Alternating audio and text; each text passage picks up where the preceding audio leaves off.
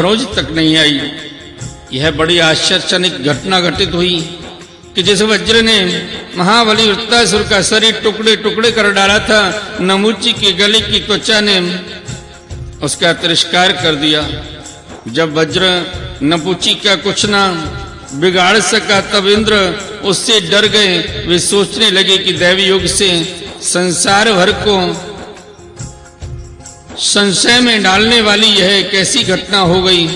पहले युग में जब ये पर्वत पांखों से उड़ते थे और घूमते फिरते भार के कारण पृथ्वी पर गिर पड़ते थे, तब प्रजा का विनाश होते देखकर इस वजह से मैंने उन पहाड़ों की पांखें काट डाली थी। त्वष्टा की तपस्या सारी ही वृत्तासुर के रूप में प्रकट हुआ था, उसे भी मैंने इसी वज्र के द्वारा काट डाला था। और भी अनेकों दैत्य जो बहुत बलवान थे और किसी अस्त्र शस्त्र से जिनके चमड़े को भी चोट नहीं पहुंचाई जा सकती थी, इसी वज्र से मैंने मृत्यु के घाट उतार दिए थे। वही मेरा वज्र मेरे प्रहार करने पर भी इस तुच्छ असुर को न मार सका, अतः अब मैं इसे अंगीकार नहीं कर सकता। यह ब्रह्म तेज से बना है तो क्या हुआ, अब तो निकम्मा हो चुका है। इस प्रकार इंद्र विषाद करने लगे। उसी समय ये आकाशवाणी हुई, यह दानव ना तो सूखी वस्तु से मर सकता है न गीली से। इसे मैं वर दे चुका हूं कि सूखी या गीली वस्तु से तुम्हारी मृत्यु ना होगी।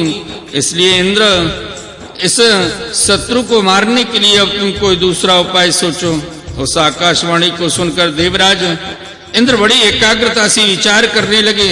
सोचते सोचते उन्हें सूझ गया कि समुद्र का फेन तो सूखा भी है और गीला भी, इसीलिए न उसे सूखा कह सकते हैं न गीला।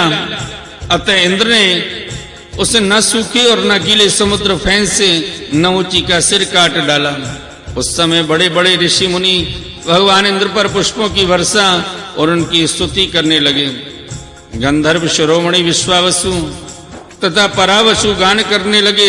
देवताओं की दुंदुभियां बजने लगी और नर्तकियां आनंद से नाचने लगी। इसी प्रकार वायु, अग्नि, वरुण आदि दूसरे देवताओं ने भी अपने अस्त्र शस्त्रों से विपक्षियों को वैसे ही मार गिराया जैसे सिंह हिरणों को मार डालते हैं। हे परीक्षित, इधर ब्रह्मा जी ने देखा कि दानवों का तो सर्वथा नाश हुआ जा रहा है। तब उन्होंने देवऋषि नारद को देवताओं के पास भेजा और देवऋषि नारद जी ने वहां जाकर देवताओं को लड़ने से रोक दिया।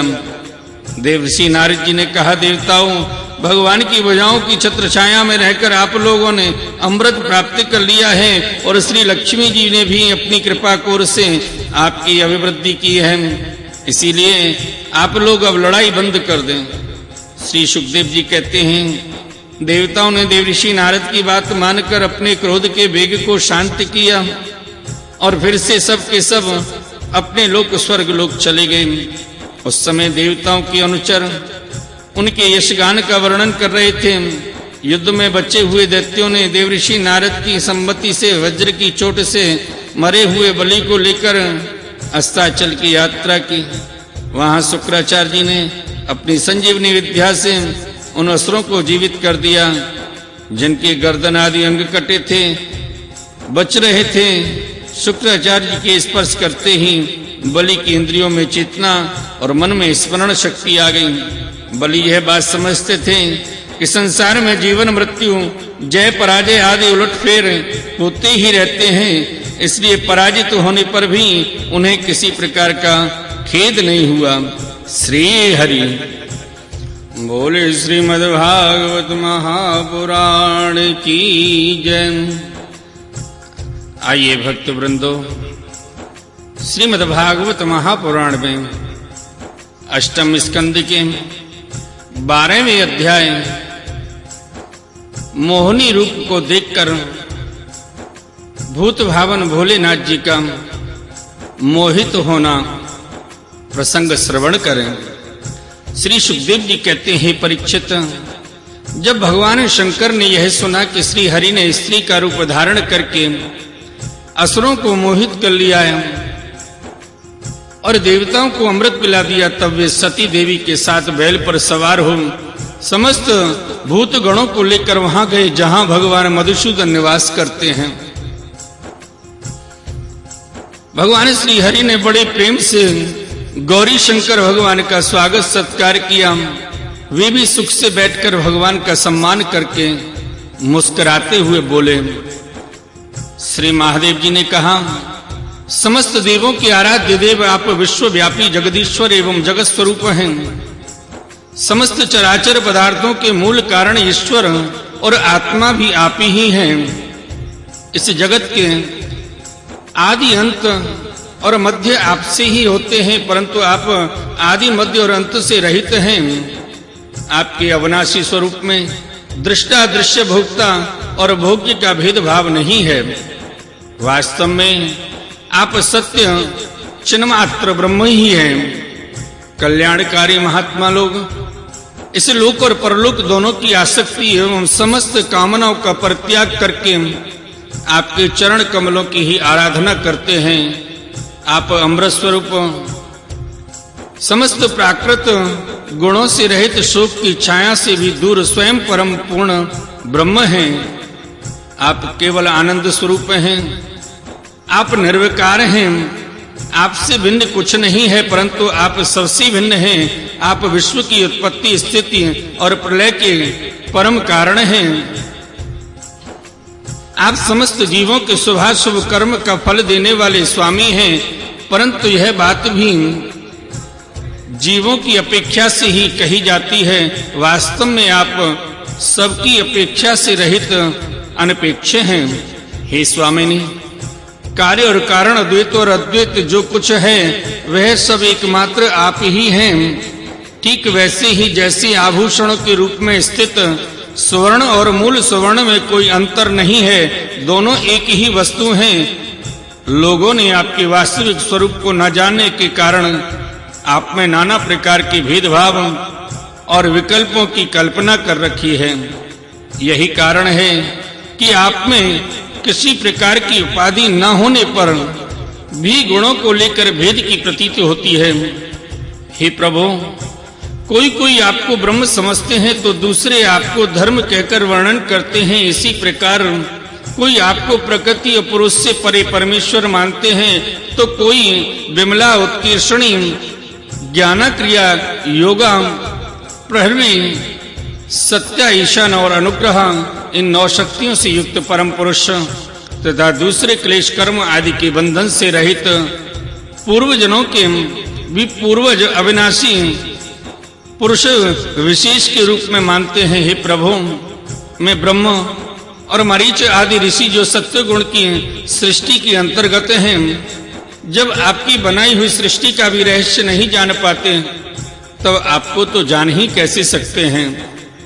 फिर जिनका चित्त माया ने अपने वश में कर रखा है और जो सर्वदा रजोगुणी और तमोगुणी कर्मों में लगे रहते हैं, वे असुर और मनुष्य आदि तो भला जानेंगे ही क्या। हे प्रभु, आप सर्वात्मक एवं ज्ञान स्वरूप हैं, इसीलिए वायु के समान आकाश में अदृश्य रहकर भी आप संपूर्ण चराचर जगत में सदा सर्वदा विद्यमान रहते हैं तथा इसकी चेष्टा, स्थिति, जन्म, नाश, प्राणियों के कर्म एवं संसार के बंधन, मोक्ष सभी को जानते हैं। हे प्रभु, आप जब गुणों को स्वीकार करके लीला करने के लिए बहुत से अवतार ग्रहण करते हैं, तब मैं उनका दर्शन करता हूं। अब मैं आपके उस अवतार का भी दर्शन करना चाहता हूं जो आपने स्त्री के रूप में ग्रहण किया है, जिससे दैत्यों को मोहित करके आपने देवताओं को अमृत पिलाया। हे स्वामिन, उसी को देखने के लिए हम सब आए हैं। हमारे मन में उसके दर्शन का बड़ा कौतूहल है। श्री सुखदेव जी कहते हैं, हे परीक्षित, जब भगवान शंकर ने विष्णु भगवान से ये प्रार्थना की तब वे गंभीर भाव से हंसकर शंकर जी से बोले। श्री विष्णु भगवान ने कहा, शंकर जी, उस समय अमृत का कलश दैत्यों के हाथ में चला गया था, अतः देवताओं का काम बनाने के लिए और दैत्यों का मन एक नए कौतूहल की ओर खींच लेने के लिए ही मैंने वह स्त्री रूप धारण किया था। हे देव शिरोमणि, आप उसे देखना चाहते हैं, इसलिए मैं आपको वह रूप दिखाऊंगा, परंतु वह रूप तो कामी पुरुषों का ही आदरणीय है, क्योंकि वह काम भाव को उत्तेजित करने वाला है। श्री सुखदेव जी कहते हैं, परीक्षित, इस तरह कहते कहते भगवान विष्णु अंतर्ध्यान हो गए। भगवान शंकर सती देवी के साथ चारों ओर दृष्टि दौड़ाते हुए वहीं बैठे रहे। इतने में ही उन्होंने देखा कि सामने एक बड़ा सुंदर उपवन है, उसमें भांति भांति के वृक्ष लग रहे हैं, जो रंग बिरंगे फूल और लाल लाल कूपलों से भरे पूरे हैं। उन्होंने यह भी देखा कि उस उपवन में एक सुंदर स्त्री गेंद उछाल उछाल कर खेल रही है। वह बड़ी ही सुंदर साड़ी पहने हुए है और उसकी कमर में करधनी की लड़ियां लटक रही हैं। गेंद की उछालने और लपक कर पकड़ने से उसकी स्तन और उन पर पड़े हुए हार हिल रहे हैं। ऐसा जान पड़ता था मानो इनके भार से उसकी पतली कमर पग पग पर टूट